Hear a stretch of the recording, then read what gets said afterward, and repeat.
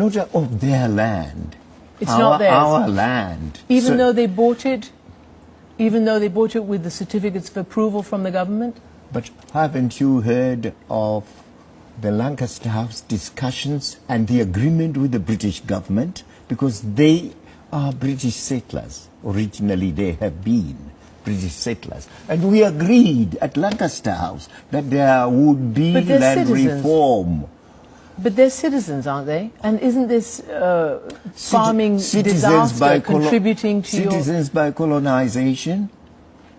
Seizing land from the original people, indigenous people of the country? But how did that all go so wrong? That? How did that all go so wrong? Because when you came in, it was about reconciliation. No, they knew about it. They knew we had this program of land acquisition and land reform.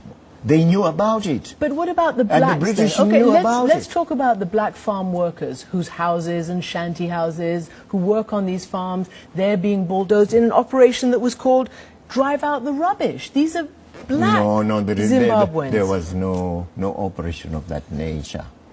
How come they're being driven off and their shanty hands? The farm workers? No, you're mistaken about the Muramba program, which had to do with slums, getting rid of slums, not getting rid of the farm workers. It had nothing to do with farm workers at all. Farm workers, by the way, were to be given 3 choices. 1, they could remain on the farm under the new owner and continue working on the farm. 2, if they were alien... The accusation was that they were opposition. Let me know.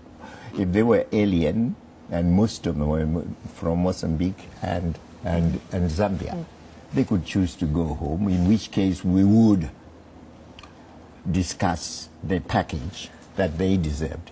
3, they could decide to leave the farm and go elsewhere.